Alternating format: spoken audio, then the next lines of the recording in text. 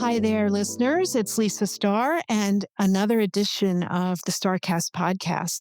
So, there's been so much in the news lately about, well, the L word, longevity, and how do we get to that? And I thought it would be interesting to have someone on who's an expert in getting to that very issue, being older, aging gracefully, and how we manage that.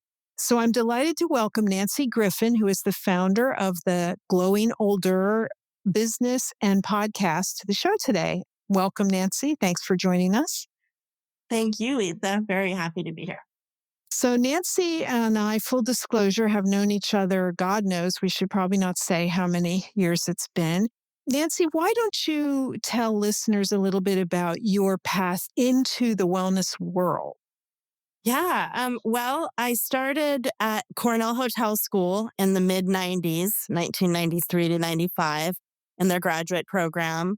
And being from Northern California, I kind of got the whole, what was burgeoning spa industry at the time, which was mostly destination spas, what we call now wellness resorts, Mm-hmm. and amenity spas, which were spas that were attached to a resort. So being from Northern California, we were doing meditation and yoga and hugging trees and all that kind of stuff. So being the token California in the program, I really understood the spa industry. And Mary Tabaki, who many are familiar with in the spa industry, was doing some research with the International Spa Association.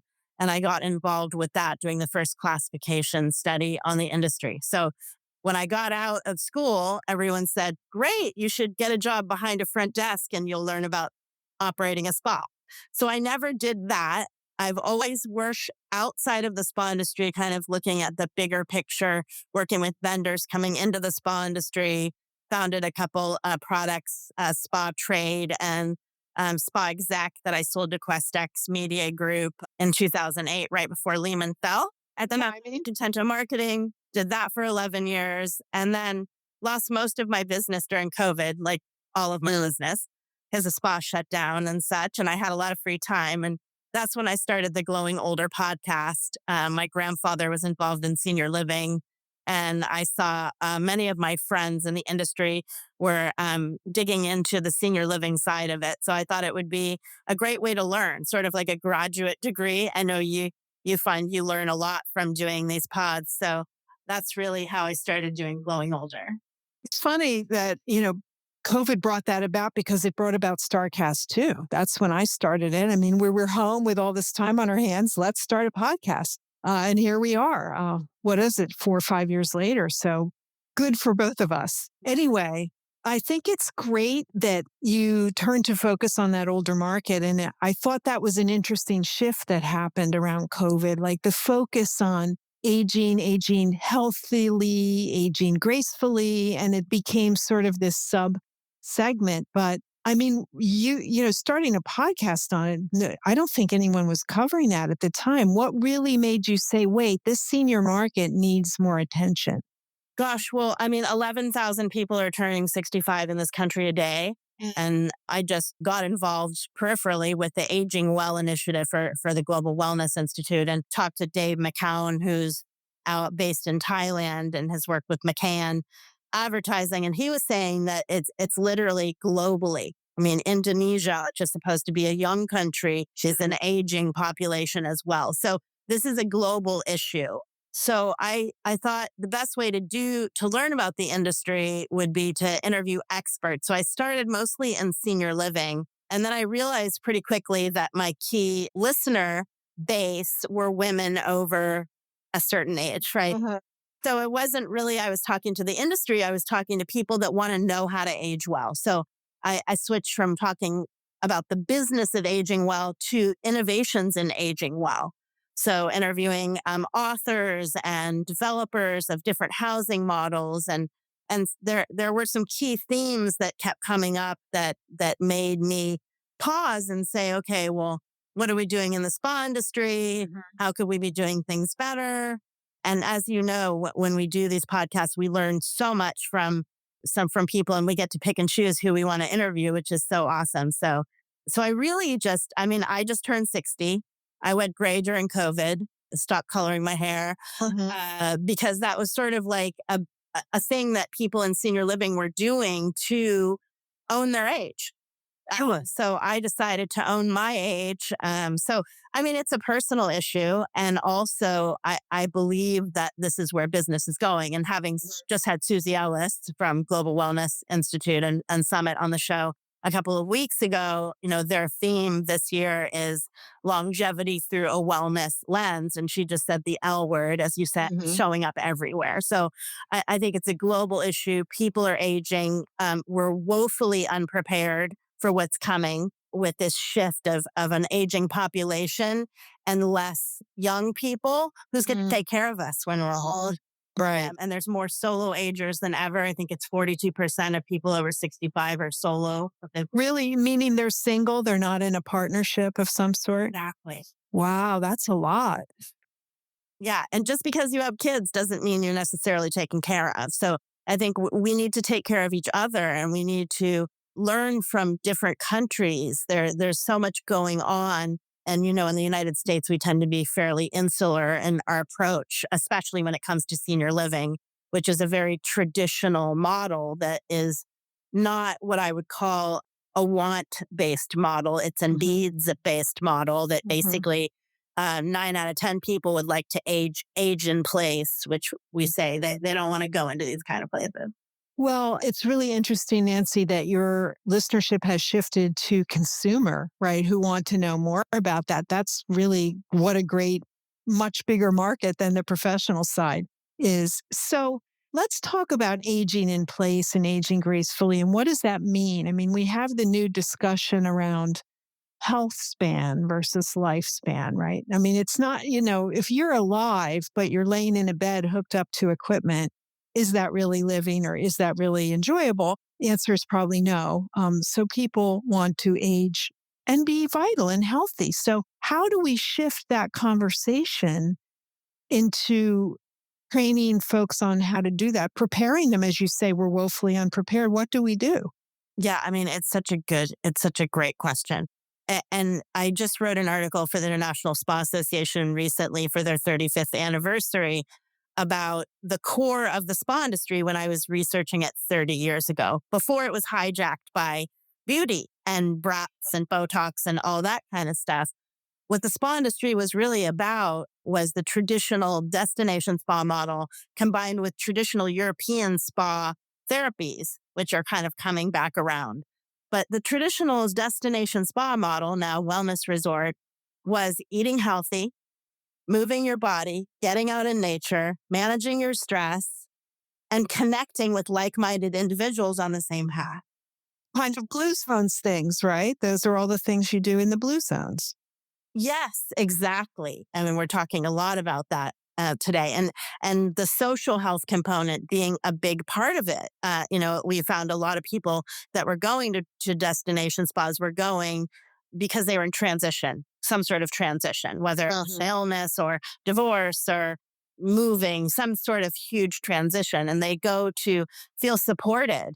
And then that combined with the traditional spa therapies, which we're talking about a lot, sometimes in the extreme these days, like the Wim Hof kind of cold, cryotherapy model. But I don't know if our listeners are familiar with Knipe, who was a healer out of Germany, and he had different things that he would do. Walking across the grass in the morning was one of them, right? Right.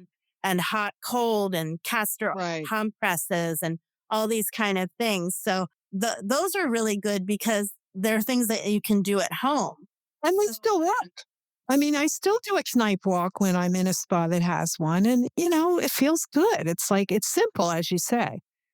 Exactly. So I think it comes back to the basics. And this is one of my I wouldn't say pet peeve, but one of my messages is that it's not really about extreme measures. I mean, we talk about rapamycin and metformin and all, it's kind of anti-aging drugs and take this and do that and, get an ice bath every day and all these extreme kind of things. But to me, it really circles back to the basics, which is, can you have access to whole organic food and are you moving your body every day? I mean, it's definitely a use it or lose it kind of a thing. Hmm. And, aging, being 60, I have to be careful about not going too far so that I injure myself. So Mhm. it's really about a moderation, I think. And when you talk about aging in place doesn't mean necessarily living in your primary home. I mean, Lisa, you moved, made some transitions. That's aging in place is really aging where you want to age, not having to leave. And I'll give you a short example. My mom is 82 and she was editing my podcast show notes for a long time, probably the first 100 episodes. And she said to me one day, I'm going to build an accessory dwelling unit because I don't ever want to go into senior living. I know that. I want to, as they say, take me out feet first is what a lot of people say, and that's a good way to go. So she built an ADU so that she would have room for a caregiver down the line if she needed care. So, aging in place really means setting yourself up for success wherever it is you want to age. And I think people often think about things inside the home. And there's a whole occupational therapists are actually really good at helping people age in place. And that would mean home retrofit kind of things that you plan for more than deferred maintenance, which a lot of people don't even think about, unfortunately, until it's too late. But it's like, is your primary bedroom on the first floor, or do you have access to the second floor via an elevator or something, which most Mhm. people don't? Is your kitchen accessible? Is your do you have a no step entry so that you can access your home? But beyond that, what is your community like? There's more and more information coming out about social health, which is really being in community. Loneliness is an epidemic in this country and globally. In fact, the Surgeon General issued, I don't know if you've seen that, a whole white paper on loneliness and social isolation being deadly, being as bad as smoking 15 cigarettes a day. Really? Yeah. Well, that's bad. Yeah. So transportation and access to healthcare and access to your neighbors and that sort of thing are all really integral parts of the aging in place piece. And a good example of a successful aging in place community would be Serenbe. I'm not sure if everyone's familiar with Serenbe. We had the founder on the show a few seasons ago, but Sarah. And it's Serenbe, and I just thought it was fantastic. I mean, just such a great place. Yes, and it's I think the first true wellness community in the United States. Mhm. Right. Purpose built from the ground up. And as you say, with the ability for community, that's a point I wanted to go into based on what you said, Nancy, because we want to stay in our home.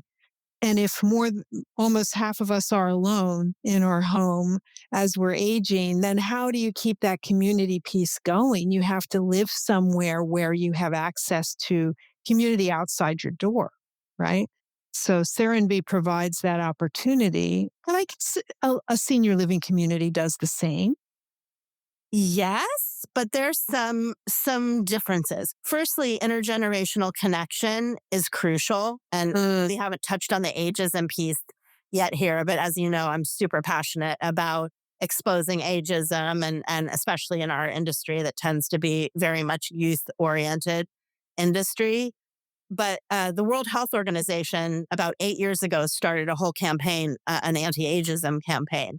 And there's really three ways to overcome ageism outlined in their initiative. And number one is to look at your own internalized views on aging. That starts very, very early. I don't know if you're familiar with the 100-day thing that they do at schools where the young kids dress up as old people. It's No, that sounds great, though. daughter around and stutter so ageism starts very early. So I think the first step is to take a look at our own views on aging. The second is policy, which we will not get into today. And the third is intergenerational connection, which is my point about senior living. At some point, senior living became going out into the suburbs and being a segregated community away from other generations. And that's been proven not to be healthy. Unfortunately, in senior living communities, there can be a lot of ageism and ableism within the communities. Like I hear middle school, it's like middle school all the time. Ableism? What's that? Like you are making less of people who can't do what you can do in terms of physical mobility?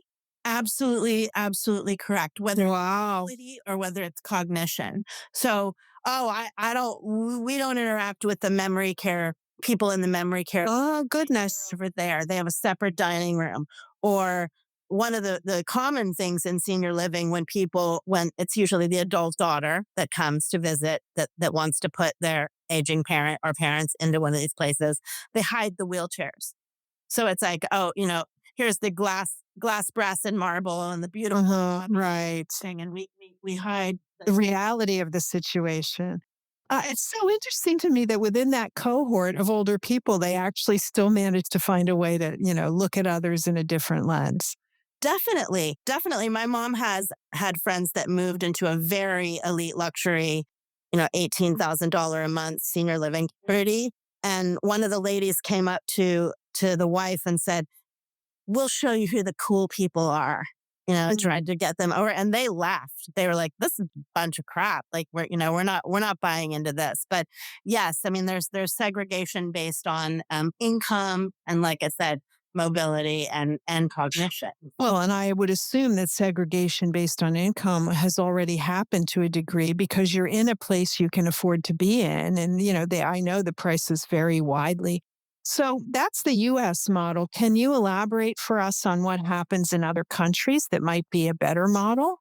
Yeah, I mean, I would say two countries that I am not that familiar with Asia. I'm learning more about what's going on. I'd say Japan is very progressive. I just learned from Dave McCone, who's part of the Aging Well initiative, that China is extremely advanced when it comes to taking care of older adults. And Lisa, you just got back from there. I go there all the time, so you could probably speak to that better than I could. But in Europe, the Netherlands is very progressive, and Spain. And interestingly, in Spain, there's intergenerational communities, so not necessarily senior living. And it tends to be a birds of a feather flock together kind of a situation in Spain, where you might have a German community or a Dutch community. So I think that people really like to age with people that they feel a connection with. And so, but segregating based on generations, I don't think is the model ideal. No, it seems so. I've seen those examples. I think maybe Sweden too, but probably it was the Netherlands where they have like little kids come in and be with the seniors for lunch or something. And I mean, the interactivity helps both of them. The older people love it and look forward to it, and the young people have some elders to look up to.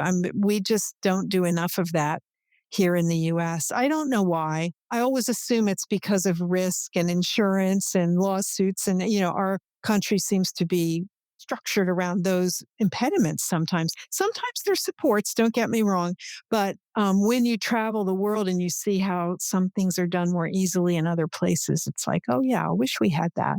Well, that's what you do at the spa industry. You travel the world, and then you come back and you integrate and do really innovative things. So I'm always such a huge fan of the work that you do, Lisa. Oh, I thank you for saying that. I appreciate it. This is what you get from a lifetime of working in wellness, right? I have two things. One is that I was a makeup artist when I started in this field in my early 20s. And you see what happens to your skin when you don't wear sunscreen, right? And no amount of makeup can fix that. So I learned very early, like, there's something to this. I'm going to be careful with myself in terms of sunscreen and mobility and eating right. We all go, you and I both, to these conferences where we listen to one after another learned speaker talk about taking care of the machinery we're given. It seems like pretty basic that you would do that. The second thing for me is that I have a 97-year-old father in law who can golf 18 holes, drives himself down here to the city to see us on the weekend and have dinner. And you watch that and you think, okay, I want that, right? I want to be aging that way. And he always just says, you just keep moving. That's the secret. You just don't sit down on the sofa. The dog is like, don't stop walking him, for God's sake. You keep moving. So let's talk about the technology options because everything's about technology now. What have you seen that is helpful to this cohort in the aging process that you would say is innovative? What a great question. And you were my Sherpa at CES. So That's yes. Sherpa version Virgin CES attendee. attendee at CES. But the ARP has an age tech collaborative, and they had a huge booth and they had panels. And so, yes, there are so many different exciting things going on with age tech. And age tech, for our listeners that don't know, is basically any technology that enables people to age better, to have a good experience when they age well. And it can cross over into different sectors, like time shifter being such a great Mhm. example of something that crosses over. Doesn't matter what age you are, but time shifter is good for traveling and for jet lag and that sort of thing. But it can span beyond technologies for aging in place to transportation and travel and tourism and really kind of every sector. Of course, wellness. Some of the more exciting things that I'm seeing are the remote monitoring through either radar or, I mean, less and less cameras because of the privacy issues. So, but sensors within the home, because even if you are an adult child that lives down the street from your older adult, you don't necessarily know what's going on. And Mhm. oftentimes there'll be fear around telling you what's going on because, oh gosh, Oh, sure. They may be withholding. They're withholding information. yeah. And that definitely happens. So there's things that you can do, like say if your older adult has a dog, you could put a sensor on the back door. Are they letting the dog out in the morning? And then, Sure. but it's going beyond that to sensors on the toilet for, do you have a UTI? Because a UTI can be very, very harmful to an older adult and can also cause cognition problems that look like, say, Alzheimer's. One of the things Mm. that's exciting is, you talk about fall detection, sensors that detect different things, but the prevention piece, I think, is growing. And I heard this, I saw a panel from the National Sleep Foundation at CES, and sleep technologies are moving more towards this happen to preventing things that might be hindering your sleep and preventing things that might be contributing to you falling down because a fall is another thing that's extremely detrimental to our health. I think the statistic is if an older adult breaks their femur, like 30% will be dead within a year. It's That's very, unbelievable. yes, because you end up in a hospital, which is the worst. Dr. Bill Thomas, who's a geriatrician and a pretty famous guy in the aging world, says the last place you want to end up is a hospital. Do whatever you can to stay out of a hospital because you don't eat properly. They don't move. They don't let you move. They don't let you socialize. They don't let you sleep. All those kind of things, and then you leave weaker than you came in. Again, technology wearables are really a big piece of the technology, and things for cognition, things that can improve your brain are Beyond doing the crossword puzzle every day or whatever. well, I mean, there's two things. Again, it comes back to the basics. It's when I first started interviewing people, and had a lot of people on that specialize in dementia and Alzheimer's. I thought it was going to be some sort of a, oh, this, take this test and do this technical stuff. But really, it comes down to the basics of eating well. Exercise is the number one thing you can do to help your brain. Number one. And What amount of exercise is recommended for a senior person? I think it really depends on where you are. I mean, like I said, I was in a pretty serious horseback riding accident in 2023, and I have some shoulder mobility issues. So for me, I'm trying to do a lot of Pilates and things like that to get my core strong enough and to get my shoulder mobility well enough that I can lift heavy weights because Dr. Vonda Wright, who's a woman's health specialist, just wrote a book called Unbreakable. And she's like, don't use those mansy pansy pink weight, 2 pound weights. You got to lift heavy. But Mhm. if you can't lift heavy because you have an injury, then it's not going to be good for you. Another example, pickleball. People love pickleball. pickleball has is the number one most the sport that causes the most injuries. And I can imagine. that right is because you are not fit enough or you're too competitive because of Right. Or both. right both. So I think it really is such an individual thing. Like I don't I think these formulas of do this amount or that amount, it's really an individual effort and it's a slow progression. Like I don't know if anyone's read Atomic Habits. That I was did. like just a 1% increase, right? So Mhm. it's like every day try to make the right choices because as we get older, the choices that we make are more impactful, meaning that the things that we do to help ourselves are great. The things that we have bad habits, like not wearing sunscreen or not moving your body enough or eating ultra processed foods all the time, that those things kind of go and put you in the toilet. So it's such a beautiful Fascinating. thing.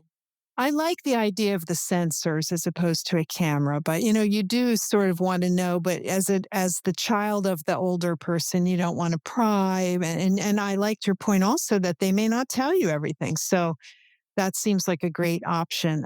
For those who don't know, and our jargon speak, CES is the Consumer Electronics Show. It's the biggest consumer electronics show in the world. It happens in January in Las Vegas. It's a 4-day extravaganza of all things tech, and it's pretty fascinating and daunting. But anyway, all the latest and greatest innovations and also things that haven't even been made yet show up there. And it's a great way to see what's new. So, Nancy, I'm sure you'll be going again because you discovered a lot of great things. Yeah.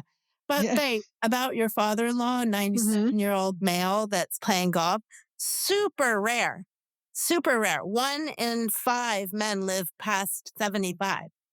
Is that right? Wow. Well, we know he's rare, but I mean, it's just amazing to us to watch it. And as a person who is the child of someone that old, you can't then complain about, oh, going up the stairs at my house. I'm like, well, look what he does. So when you have that example in your family, I mean, it speaks to your point earlier about the people around you, right? And the environment you put yourself in.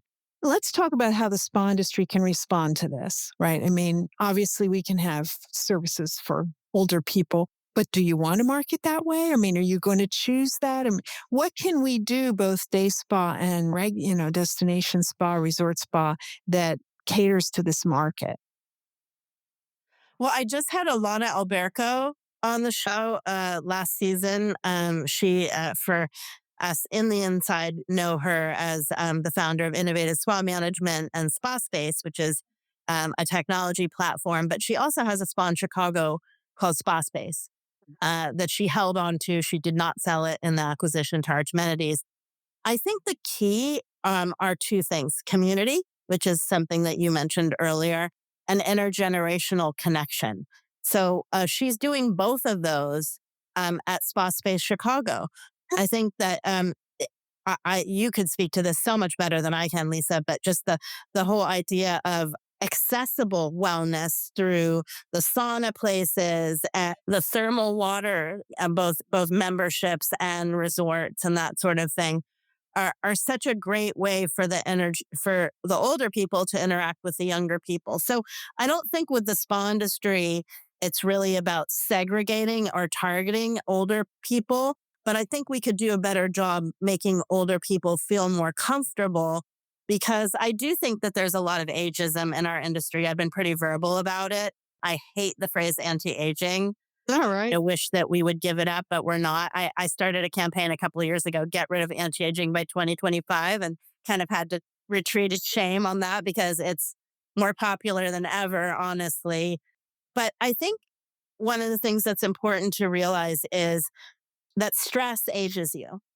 So if you are mourning the past, Mm, mourning your perfect skin, mourning your hot bod, whatever it is, and fearing the future, it's causing stress for you mhm. because Right. you're not being mindful and you're not being present. So I think the spa industry could do a better job of making people feel okay with whatever they've got. And I think that unfortunately, a lot of the cosmetics industry and skincare industry is based on fear and based on, oh gosh, look at that, wrinkle, look at that line, your whatever. And don't you want to combat that and fight your aging process? And when people say, aging sucks, I said, consider the alternative. Right, for sure. I think yeah, right. We are all dying every day. We know that. It's just that how you manage that. And of course, in your brain, I think that spas could do better in the marketing with the imagery, right? I mean, I'm always after my clients to say, put someone with silver hair in here, like let people know that this is a place that they can come to as well. It's not all the young, glamorous people who are already beautiful, right? I mean, let's be realistic about that. I was in a med spa 2 weeks ago in Erie, Pennsylvania called Rejuve.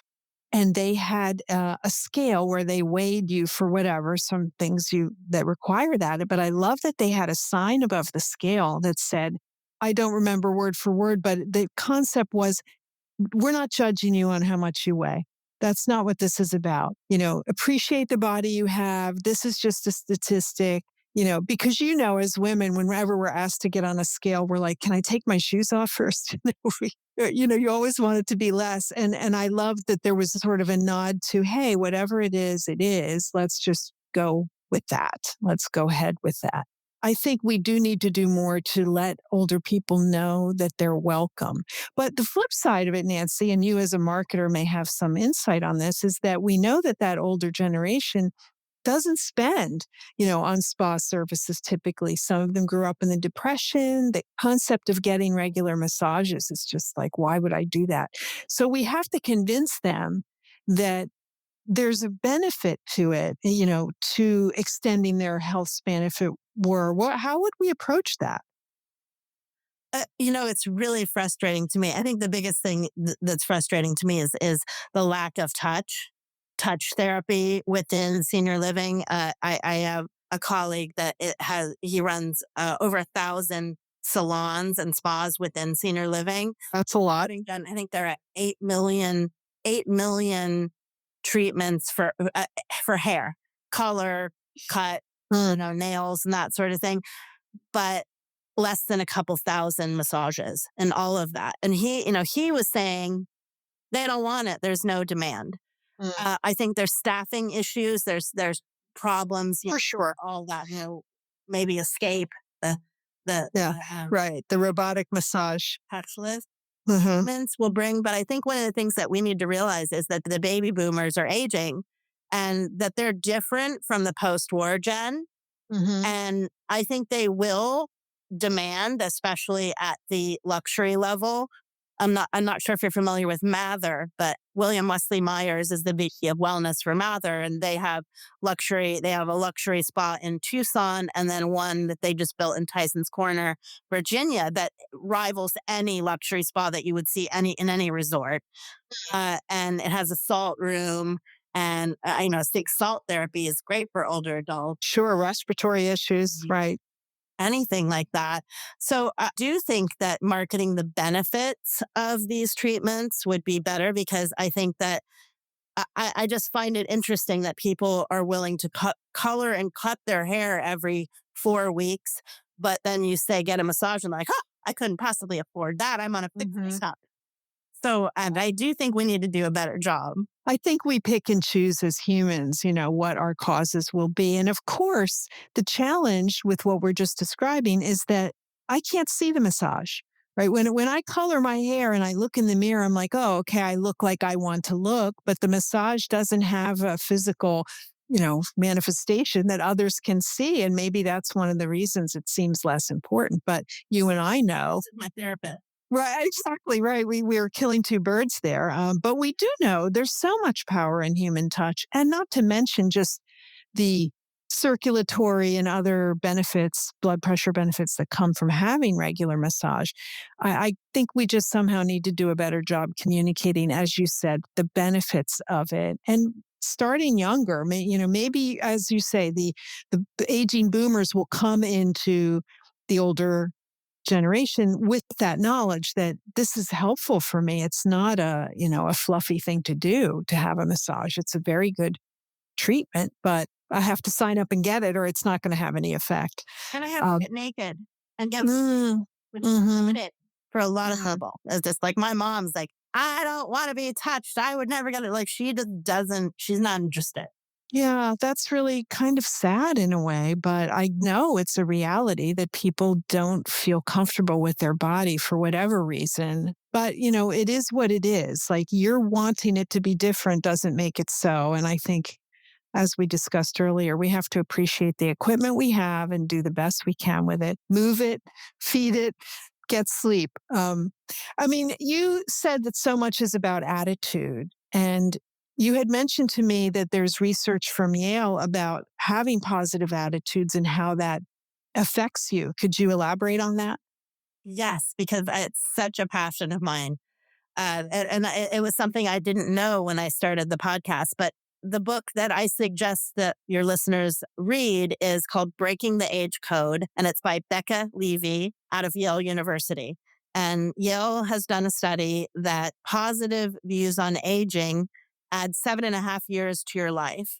And That's a lot. been corroborated by 15 other studies globally. So it's not just the Yale study that does this, but I think, That could be 10%. That could be 10% longer of your life. yeah, yeah. And it ties so deeply in with ageism because if you believe the myths, some of the myths of aging, that aging is nothing but inevitable decline, then you're going to believe that and that's what you'll get. But two pieces I think that are kind of tangential but important to the positive aging thing. One is lifelong learning Uh-huh. and the other is purpose.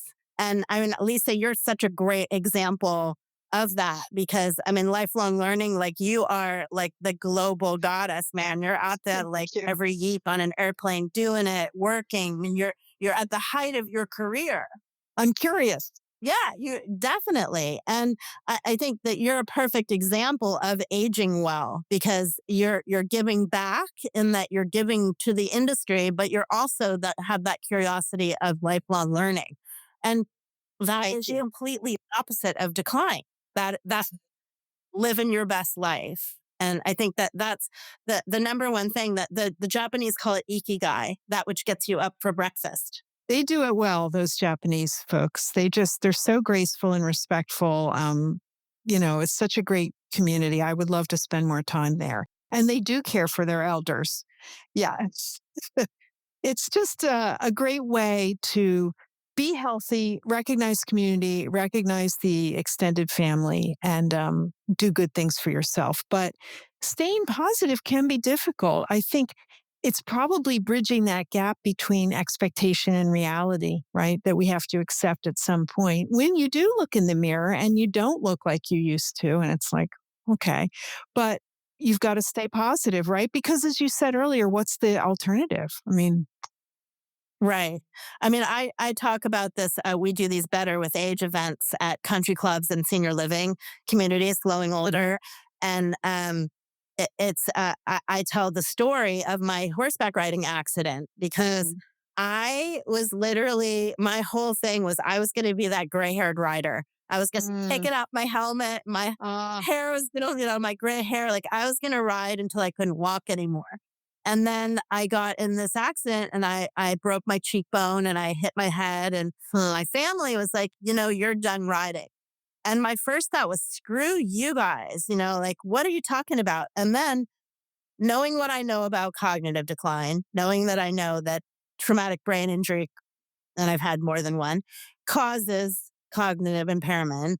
I knew that I had to rethink the whole thing. So it's like I had a pity party for a while, for sure. mhm, But I decided to make a new relationship with my horses. So it's like the horses now I'm hoping to do there's something called connected horse. mhm. I know about that where they have people with cognitive impairment and they're caregivers and they bring them together through equine learning. And so I thought, okay, well, I'm still going to be involved with horses because they're in my heart. And but And they're in your stable too. not just your heart. Oh, sorry. But, we have a choice. And I think a huge point you brought up is that it ain't all unicorns and roses as we age. There are things that happen. We lose people, we get illnesses. We can't run the quarter mile as fast as we used to. But I think one of the things about positive aging to remember are some of the things that get better with age are not necessarily the metrics we think about. When we think about that running that quarter mile or is our skin smooth, but some of the things that get better with age are invisible. We don't sweat the small stuff. True. Wise, not everyone's wise. If you're a jerk, you're a jerk. But you know, a lot of us get more wise as we get older. So this ability to have a perspective, and as these things happen to us that are bad, we're able to not take them as hard. And if you look at, I mean, I think that there's just a woman that they interviewed that was 117. And then, of course, Deborah Zake from Right. La Puerta is 103. But those kind of people, it's like they get out of bed every day and they make the best out of it, whatever that day looks like. And we do what we can do. So when you say, okay, well, what should a person do when they get older? Well, you should try to eat as clean as you can, but then reason and having some joy there. And we should try to move our body as much as we can. We should prioritize our sleep. We should get out in nature. All those kind of things are the basics, but each individual is going to know what they're capable of doing. And if it's not a marathon, then maybe it's a nature walk. Right? Right. But getting outside is so important. It seems that that was a thread in the blue zones. I mean, people that gardened, that, went out into nature is very important and not good to sit in your condo in the city and look out the window. You have to go out there.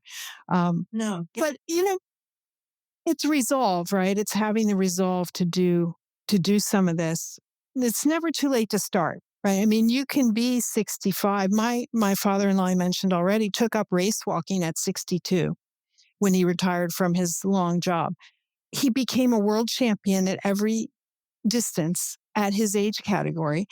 And so again, I have that model of like, well, gee, I mean, I'm not taking up a new sport at my age, but why not? Right? We put those sort of reserves on ourselves of what we can do. Right. So, Nancy, what do you think about the term biohacking that we're hearing so much of? Do you think that that's relatable to the aging population and that they should embrace the concept? What are your thoughts?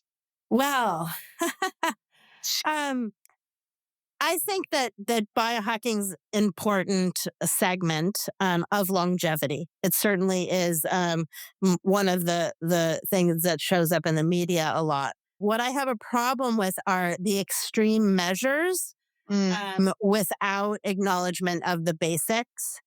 The whole, I won't mention any name, but don't eat kale. Kale's terrible, it'll kill you. Those kind of things, or take this drug or taste that drug. And I do have a problem with the biohackers that are hawking supplements, and there's a lot of them. And I think that there's an inherent conflict of interest. Certainly, a lot of these biohackers are not medical doctors, because if they were medical doctors, they would have a lot more stringent regulatory initiatives in place, but they don't because they're not. So it's like, I would say consider the source of the biohacking, and a lot of them, like you said, are just about like, how long can I live? I want to live to 150. I think it should be a balance. And I think that joy, there's a Dr. Carrie Burnite. She's been on our show a couple times. She just wrote a book called Joy Span. And it's like, well, how much joy can you put into your life? If you become too extreme, I think you can strip some of the joy out of your life. And that, again, causes stress, which causes you to age. And if it's not fun, then, why are we here, right? We should all be having some fun. You make a great point about the joy, because I think I see that in aging folks. But to me, it looks like it's a reflection of discomfort, right? Like your comfort zone seems to become smaller in a way. Like Or maybe you're just less tolerant of things as you age that are not comfortable for you. And you say, well, I'm not doing that anymore. And then it causes sort of this constriction that makes you seem less flexible or willing to try new things. And I don't know, maybe there's a connection there in the way that we pull in and then become more rigid and then lose a little joy. Does that make sense? It does. And I'm coming back to you, Lisa, because the travel piece I think is really, really important. I think the more you travel and the more you see different perspectives and the way people live and that's a really great way to stay young. To me, that's a biohack. Hmm. Well, it's what works for you, right? My travel can seem extreme to other people, including some members of my family, but it is important and it does shape my worldview in what I have, how I live, appreciation for what's around me. I mean, when you travel and you see how other people live, and you could never complain about our standard in the US is pretty high, right? Politics notwithstanding, we're in pretty good shape. So, but it's choice, right? You make a choice to be positive and see the glass half full or empty. And I don't know if any biohacking can address that. But I mean, I hear you on the supplements. I do think that things like PEMF mats and red light therapy and halo therapy, are very nice and can be very helpful, but not done in extreme. I mean, certainly the extreme heat and cold is probably not ideal of a cold plunge in a sauna for older bodies, but there's no reason you can't do it and just in moderation, right? Right. All things in moderation. Where do we go from here in the spas? I want spa business listeners to have a takeaway about what they might do in terms of their marketing or their menu to make sure we're addressing the needs of this generation. Gosh, what comes to mind firstly is have opportunities for your guests to interact with your staff and with other guests.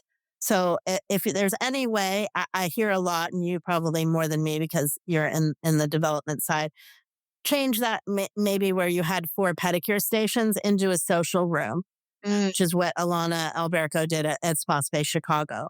And then I always think that spas are such good platforms for education on health and wellness.